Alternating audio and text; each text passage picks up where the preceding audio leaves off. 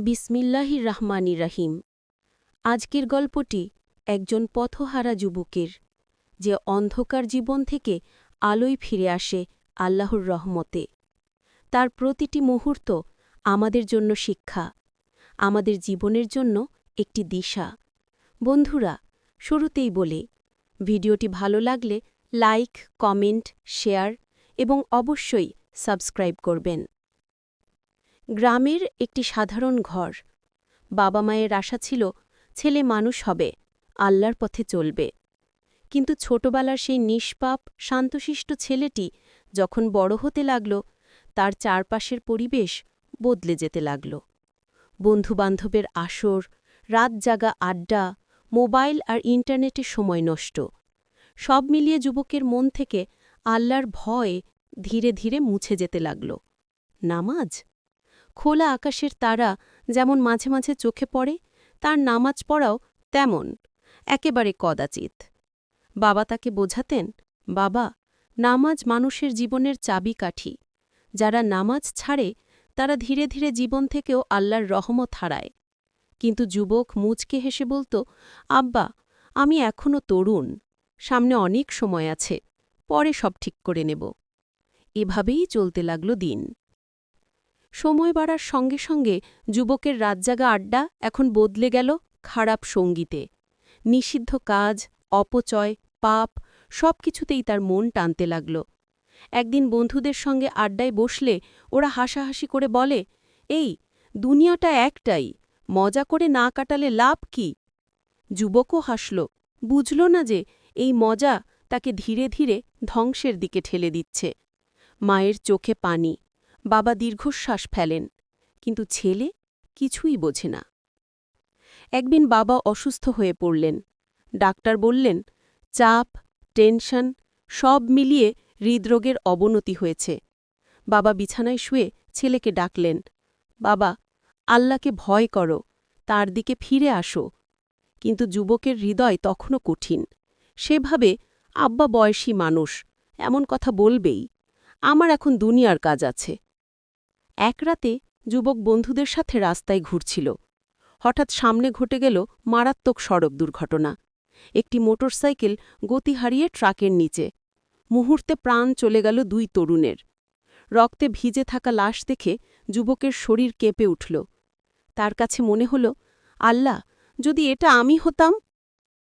ফিরে এসে সে সোজা ঘরে গিয়ে মায়ের কোলে মাথা রাখল। মা অবাক, ছেলে তো কখনো এমন করে না। মা আলতো করে বললেন, বাবা, আল্লাহ মানুষকে সঠিক পথে আনতে কখনো কখনো তাকদীরের মাধ্যমে শিক্ষা দেন। যুবকের হৃদয়ে প্রথম নরম ভাব জাগল। সেই রাতে সে ঘুমোতে পারল না। দুর্ঘটনার শব্দ বারবার কানে বাজতে লাগল। পরদিন ফজরের আগে আজান শোনার সঙ্গে সঙ্গে সে আচমকা উঠে গেল, ছুটে গেল মসজিদে। ইমামের ধীর কণ্ঠে তিলাওয়াত। আল্লাহ যার জন্য হিদায়েত চান, তার বুকে ইসলামের জন্য প্রশস্ততা দান করেন। এই আয়াত তার হৃদয় কাঁপিয়ে দিল। নামাজ শেষে ইমাম তাকে ডেকে বললেন, বেটা, মানুষের ভুল হয়, কিন্তু আল্লাহর দরজা সব সময় খোলা থাকে। যদি সত্যি ফিরে আসতে চাও, আজ থেকে শুরু করো। সে চোখ ভিজিয়ে বলল, হুজুর, আমি বদলাতে চাই, আমি আল্লাহর কাছে ফিরে আসতে চাই। ইমাম হাসলেন, তাহলে আজ থেকেই তোমার তওবা শুরু হল। তারপর শুরু হল অন্য এক জীবন। যে ছেলে রাত জাগত যেসব খারাপ কাজে, এখন সেই ছেলে রাত জাগে তাহাজ্জুদের জন্য। যে ছেলে নামাজ ছাড়ত, এখন সে 5 ওয়াক্ত নামাজের জন্য ব্যাকুল হয়ে থাকে। যে ছেলে অকারণে সময় নষ্ট করত, এখন সে কোরআন পড়ে, দোয়া শেখে, বাবা মায়ের কাছে বসে থাকে। বন্ধুরা প্রথমে মজা করল, এই তুই আবার এত ধার্মিক হলি কবে, এমন ভান কিসের? কিন্তু সে দৃঢ় গলায় বলল, আমি আল্লাহর দিকে ফিরতে চাইলে তোমাদের অনুমতি লাগে না। কিছু বন্ধু তাকে বুঝল, কিছু দূরে সরে গেল। কিন্তু আল্লাহ যখন কারোর দিকে খেয়াল করেন, তখন দুনিয়ার কাউকে আর দরকার হয় না। ধীরে ধীরে বাবা সুস্থ হতে লাগলেন। একদিন বাবা তাকে বুকে জড়িয়ে ধরে বললেন, বাবা, তোমার এই পরিবর্তনই আমার সবচেয়ে বড় স্বপ্ন ছিল। মা চোখে পানি নিয়ে বললেন, আল্লাহর কাছে সিজদা দিয়ে শকর আদায় করেছি, তুমি ফিরেছ, এটাই সবচেয়ে বড় সুখ। যুবক বুঝল পৃথিবীর সেরা দোয়া হল বাবা মায়ের দোয়া।